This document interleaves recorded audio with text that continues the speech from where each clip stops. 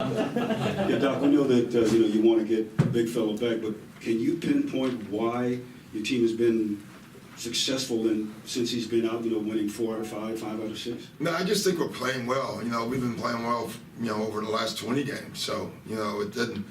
When you look at those 20 games, I think DJ's been out, Blake's been out, Milos has been out, Gallo, Patrick, Austin. They've all missed games in that streak. So, I just think when your team has a lot of confidence, they play well. You probably can't do it forever, but you can do it short term for sure, and we've proven that. Is there any update on your injured guys, DJ, Gallo, Austin? DJ, I think, is really close. I think he did some stuff yesterday and even thought that he may play today. So, he's close. Austin, from what I heard today, is probably at least 2 weeks away.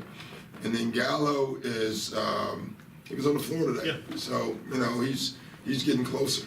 Did I actually did it, so what's He's going on? progressing. He's on the court. Thank you. Yes, yeah, I've been trying to get you guys just to ask Dennis. Is Pat out for the season? Patrick Beverly? He's out for the season. I can confirm that. Of course, Pat told me he thought he could be ready in a month. Doc, tomorrow the reserves for the All-Star game are announced. What if you were able to vote for your own guys? I would have voted for Lou. Yeah, I think he deserves it. Whether he makes it or not, I think every coach probably thinks some guy should make it. And when I see these guys like Brian on TV, they keep throwing out these big name players, and we don't mention the Lou Williamses of the world. But Lou deserves it. A lot of guys deserve it. Listen, I wish the league would go to 15 guys. We're dressing. I wish we could dress, we get to dress that. Whatever we dress, we should have all-stars. I've always believed that. Not because Lou may or may not make it. I just think that would be the right thing to do. But we'll see. When you go to fill out your ballot, how much do you value winning, and do you think the Wolves have won enough to get both Towns and Butler on as reserves? Well, I value winning. I do. It's always my tiebreaker. I'll put it that way. When I'm doing the ballots and it's like somebody's tied, I typically go to the records. I used to have that old school approach. If you're below 500, I literally wouldn't vote for you. But I don't do that anymore. There's some guys that have literally carried their teams and probably don't deserve that not to be voted. But I do use records. I use everything, and records are part of it. Do you think Towns and Butler are both deserving? I do, but I think it's going to be hard. It's just the West. There's a lot of good players. You got to vote for the entire Golden State team, and then there's not a lot of guys left after that. Would you like to see them choose up sides? That's not being televised. I actually think they should do the coaches vote. That should be public.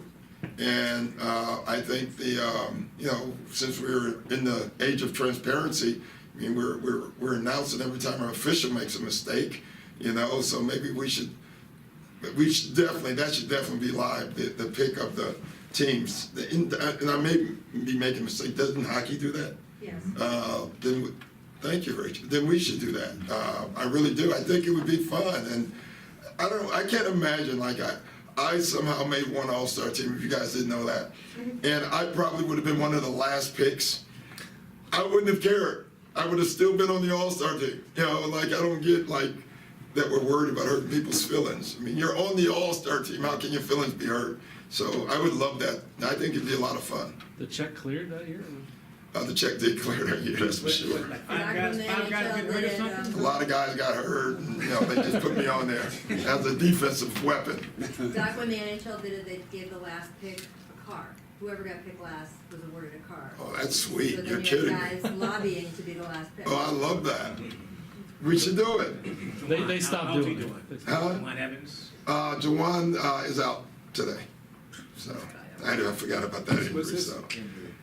stomach, Sore lower abdomen. muscle, something, I don't know. I really don't. Doc, in your experience with Tibbs from the beginning to now, Do you think he's changed at all? You're kidding me.